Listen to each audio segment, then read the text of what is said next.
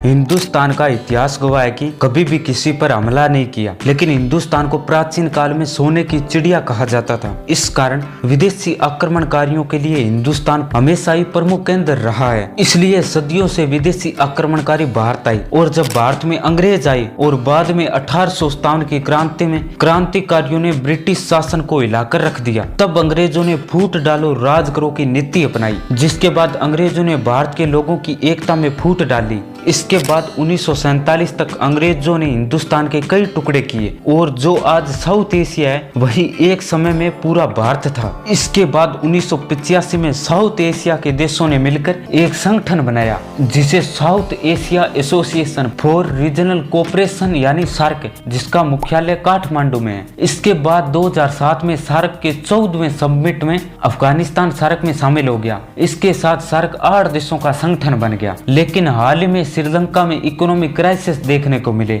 और अफगानिस्तान में तालिबान फिर से सत्ता में आ गया। और इसके अलावा पाकिस्तान के हालात इस समय बहुत खराब है और नेपाल के भी हालात कुछ ऐसे ही हैं। ऐसे में अब लगता है कि कहीं न कहीं अब सार्क संगठन फेल हो चुका है।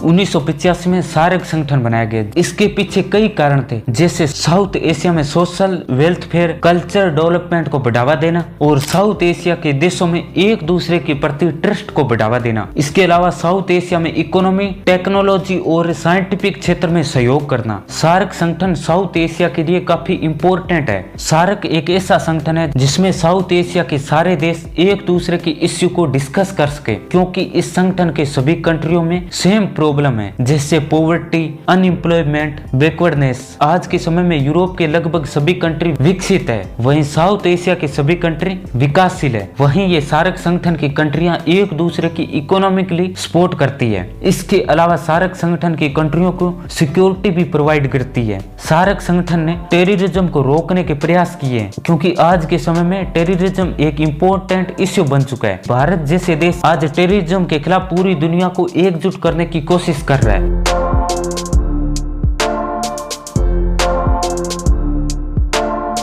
साउथ एशिया में अलग अलग कंट्रियों में पॉलिटिकल सिस्टम है, जैसे पाकिस्तान, जिसमें पॉलिटिकल लीडर पाकिस्तान आर्मी की कठपुतली की तरह काम करते हैं, यानी पाकिस्तान पर इनडायरेक्टली कंट्रोल पाकिस्तान आर्मी करती है। और पाकिस्तान आर्मी के लिए कहा जाता है कि सभी देशों के पास आर्मी है, लेकिन पाकिस्तान आर्मी ऐसी है जिसके पास देश है। अब पाकिस्तान के प्रधानमंत्री शहबाज शरीफ बने हैं, उन्हें भी पाकिस्तानी आर्मी जनरल ने सिलेक्ट किया है। और इमरान खान की सरकार को गिराने के पीछे भी आर्मी का हाथ है। पाकिस्तान आर्मी का पाकिस्तान की पॉलिटिक्स में रोल हद से ज्यादा है। वैसे मिलिट्री और पॉलिटिक्स का आपस में कोई मेल नहीं है, लेकिन फिर भी पाकिस्तान आर्मी ऐसा करती है। वहीं आज तक पाकिस्तान का एक भी ऐसा प्रधानमंत्री नहीं हुआ जिसने अपना कार्यकाल पूरा किया हो। वहीं आजादी के 34 वर्षों तक पाकिस्तान पर मिलिट्री का शासन रहा है। इसके अलावा अफगानिस्तान के भी हालात कुछ ऐसे ही हैं। जब यूएसए और यूएसएसआर के बीच कोल्ड वॉर चल रहा था, जिसमें 2 सुपर पावर के बीच होड़ लग गई थी, जिसमें हथियार, टेक्नोलॉजी और दूसरे देशों को अपने गुट में शामिल करना चाहते थे।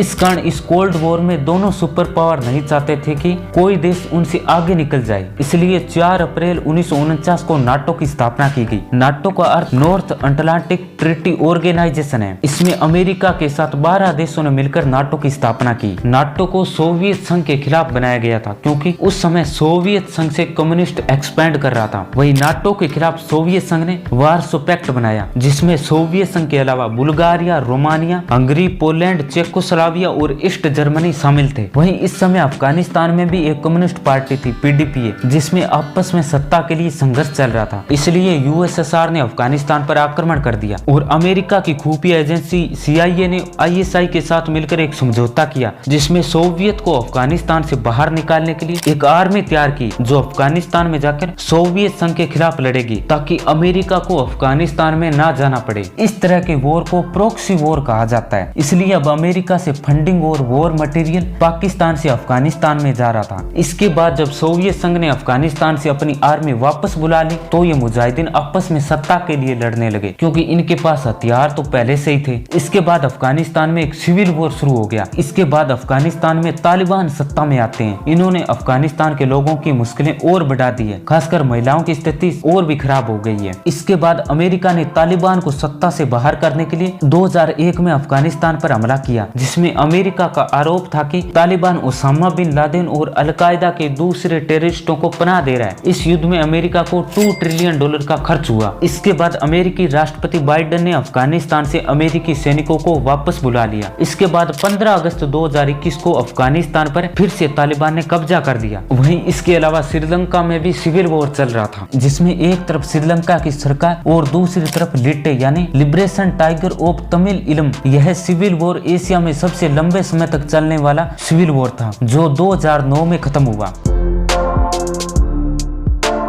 सार्क के देशों में सीमा विवाद काफी लंबे समय से चल रहे हैं, जैसे भारत और पाकिस्तान के बीच कश्मीर का सीमा विवाद। हालांकि कश्मीर भारत का हिस्सा है, लेकिन पाकिस्तान ने इस पर कब्जा कर रखा है, जिसे आज हम पीओके और गिलगिट बाल्टिस्तान कहते हैं। इसके अलावा श्रीलंका और तमिल के बीच विवाद काफी समय से चल रहा है। हाल ही में काला पानी और लिम्पियाधुरा को लेकर भारत और नेपाल के बीच सीमा विवाद है। इस कारण इन देशों में आपसी डिस्प्यूट इतने हैं, तो वो एक ऑर्गेनाइजेशन के मेंबर बन के कैसे सोल्व कर सकते हैं।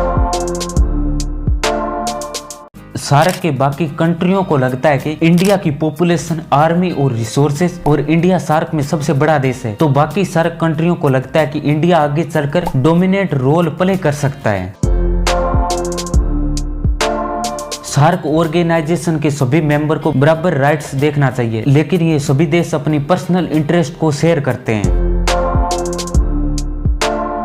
पाकिस्तान आतंकवादी संगठनों को फंडिंग करता है, ये बात अब किसी से छुपी नहीं है। इस कारण साउथ एशिया में टेररिज्म की समस्या काफी बढ़ चुकी है। उरी और पठानकोट टेररिस्ट अटैक पाकिस्तान से जुड़ा हुआ था। इस कारण इंडिया और पाकिस्तान के बीच तनाव बहुत बढ़ गया था। इस कारण इंडिया ने साफ कर दिया कि जब तक पाकिस्तान टेररिज्म को खत्म नहीं कर देता, इसलिए इंडिया सार्क से मूव हो गया है बिम्स्टेक में।